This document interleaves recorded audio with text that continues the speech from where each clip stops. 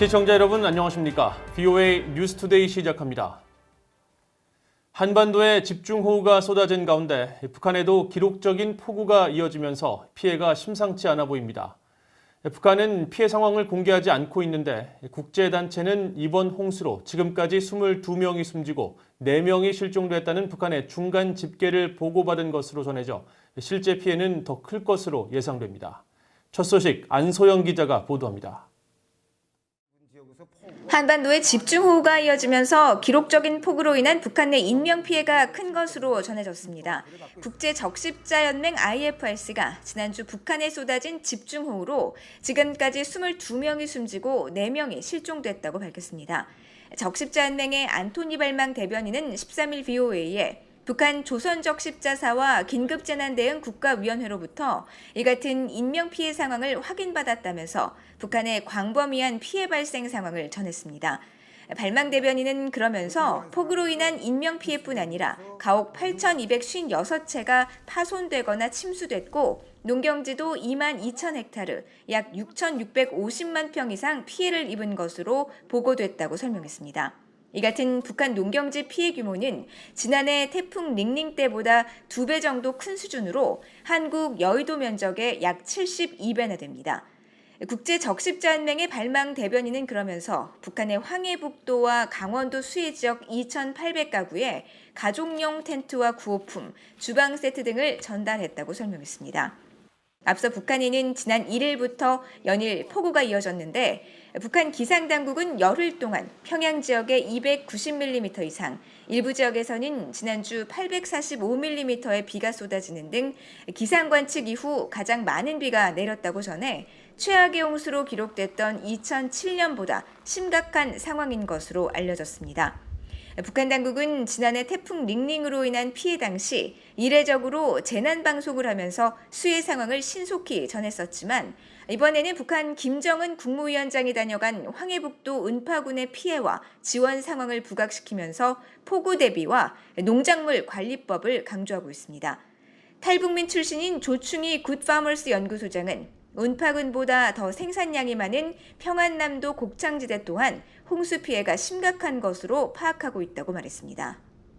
숙천, 평원문도, 안주 이쪽 지역도 이제 수로가 터져가지고 상당히 좀 피해를 많이 받고 그 다음에 중산, 대령, 원천 이쪽도 이제 호우가 내리는 시기하고 저수가 들어오는 시기가 이제 시간적으로 겹쳐가지고 제방 터져서 이제 짠물 피해도 많이 받고 특히 이제 중산 원천 쪽이 많이 좀 피해를 받는 것 같아요. 이런 가운데 집중호우로 인해 북한 영변 지역 핵시설이 손상됐을 가능성이 제기됐습니다. 미국의 북한 전문 매체 38뉴스는 지난 6일 촬영된 영변 핵시설 인근의 구룡강 사진을 분석해 강이 범람해 댐까지 침수된 것을 볼 수 있었다면서 핵시설 전력망과 냉각수 공급 파이프라인 등 손상됐을 가능성이 크다고 분석했습니다. 문제는 당분간 북한 지역에 비가 더 쏟아질 것이라는 점입니다. 앞으로도 북한 평안북도 운산군과 평안남도 영원군, 자강도 동신군 등에 국지적으로 150에서 200mm의 매우 많은 비가 내릴 것으로 예보되면서 북한 지역의 폭우 피해가 더 확산할 가능성이 있다고 전문가들은 우려했습니다. VOA 뉴스 안소영입니다. 북한의 폭우 피해가 심각한 것으로 알려진 가운데 북한 전체 쌀 재배 면적은 55만 헥타르며 최대 쌀 재배 지역은 황해남도인 것으로 파악됐습니다. 한국통계청이 최근 발간한 영문 보고서에 따르면 지난해 북한을 촬영한 위성 영상을 원격 탐사를 통해 분석한 결과 북한 12개 시도를 합쳐 벼 재배 지역은 55만 7천 헥타르로 파악됐습니다. 이는 지난해 73만 헥타르를 기록한 한국 벼 재배 지역의 76%에 달하는 수준입니다. 북한 최대 곡창 지역인 황해남도는 쌀 재배 면적이 14만 5천 헥타르로 전체 26.2%를 차지했고 이어 전체 19.3%인 평안북도는 10만 7천 헥타르, 세 번째는 평안남도로 14.2%, 8만 1천 헥타르에 달했으며 생활과 영양 수준이 가장 열악한 곳으로 알려진 양강도는 쌀 재배 면적이 1,387헥타르로 가장 낮았습니다. 미국에서는 오는 11월 대통령 선거와 동시에 상하원 의원 선거가 치러집니다. 공화당과 민주당은 외교 정책을 비롯해 정부 고위직 인준을 좌우하는 상원 장악을 놓고 치열한 대결을 펼치고 있는데 공화당의 코리 가드너 상원 의원 등 한반도 외교 안보 정책에 큰 영향력을 행사했던 의원들의 재선 여부가 주목되고 있습니다. 이조은 기자가 보도합니다. 미치 매코넬 상원 공화당 대표는 지난 11일 폭스뉴스에 출연해 오는 11월 선거에서 공화당이 상원 다수당을 유지하는 것은 험난한 싸움이 될 것이라며 긴장을 늦추지 않았습니다. 특히 전체 100석 가운데 6년에 한 번씩 3분의 1을 새로 선출하는 상원 의원 선거에서 8개 주는 칼싸움이 될 것이라고 비유했습니다. 미국 선거 예측 사이트인 538은 13일 현재 상하원을 포함한 포괄적 의회 투표에서 민주당이 48.5%, 공화당이 40.9%의 지지율로 앞설 것으로 예측하고 있습니다. 한반도 외교안보 정책에 영향력을 행사해온 주요 의원들의 재선 여부도 주목됩니다. 특히 의회에서 대북제재법 제정을 주도해온 콜로라도주의 코리 가드너 의원의 재선 여부는 상원의 다수당을 결정하는 핵심 요인으로 꼽힙니다. 가드너 의원은 현재 여러 여론조사에서 상대 후보인 민주당의 존 히켄루포 전 콜로라도 주지사에 밀리는 양상을 보이고 있습니다.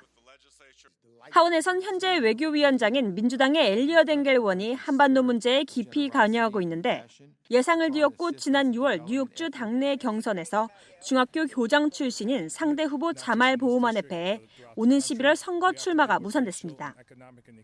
이에 따라 민주당의 브래드 셔먼 의원과 호아킨 카스트로 의원, 그레고리 믹스 의원이 차기 하원 외교위원장을 노리며 출사표를 던졌습니다. 미국 선거 분석 업체 쿡 폴리티컬 리포트는 13일 현재 애리조나주의 마사 맥살리 의원이 공화당의 상원 의석을 잃을 가능성이 높다고 분석했고 가드너 의원은 상대 민주당 후보와 막상 막하 구도인 것으로 평가했습니다.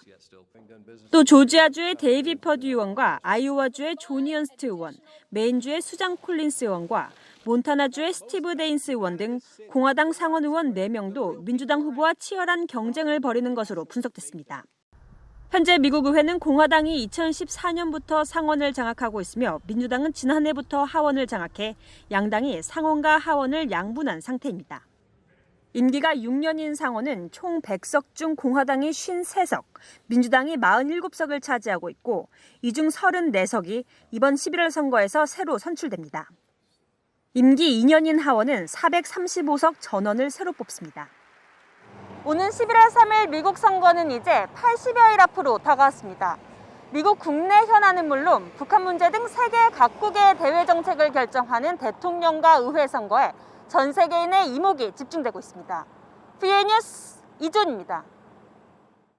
오는 11월 미국 대통령 선거에서 누가 당선되더라도 차기 미국 정부는 외교와 평화를 우선시해 한반도 정세를 해결해야 한다고 국제 민간단체들이 제언했습니다.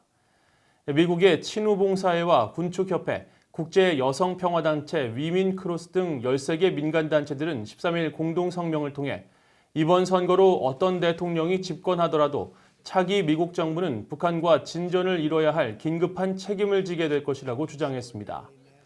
이들 단체들은 그러면서 차기 행정부가 외교적 해결책을 찾지 못하면 전면적인 전쟁 위기가 고조돼 세계를 위험에 빠뜨릴 수 있다면서 외교와 평화적 해법을 우선적으로 추구하라고 촉구했습니다.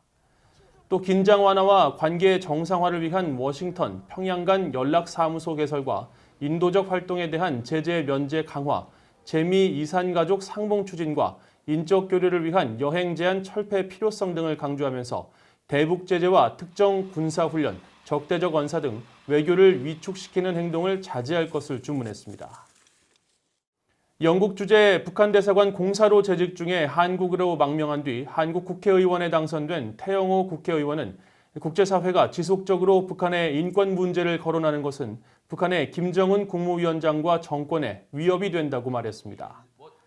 태영호 의원은 13일 워싱턴의 민간단체인 전략국제문제연구소 CSIS가 주최한 화상토론에 참석해 김정은 위원장과 아버지 김정일 국방위원장은 카다피 전 리비아 국가원수나 사담 후세인 전 이라크 대통령 등 인권 유린을 자행했던 다른 나라 독재 정권의 말로를 지켜봤다면서 인권 문제는 김정은 정권의 심각한 사안이라고 지적했습니다.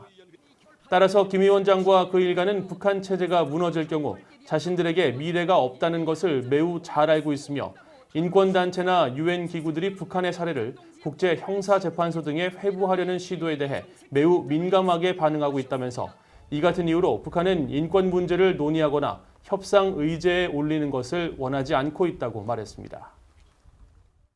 마이크 폼페오 미국 국무장관은 한국의 광복절 75주년을 맞아 축하 성명을 발표하고 미한 동맹을 비롯한 양국의 지속적인 동반자 관계를 강조했습니다. 폼페오 장관은 13일 발표한 성명에서 미국 정부와 국민을 대신해 8월 15일 국경일을 맞은 한국인들에게 축하의 뜻을 전한다고 밝히고 미한 동맹의 항구적인 힘은 인도태평양 지역과 전 세계의 민주주의와 번영, 자유의 발전을 위한 힘이라고 강조했습니다. 그러면서 미한 양국이 세계적 도전에 맞서 가치를 공유하고 굳건한 유대관계와 공동 노력을 바탕으로 한 오랜 우정을 쌓아온 것을 기념한다고 덧붙였습니다.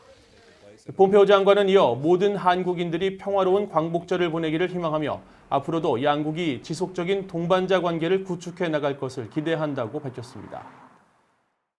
이상으로 VOA 뉴스투데이를 마칩니다. 시청해주신 여러분 고맙습니다.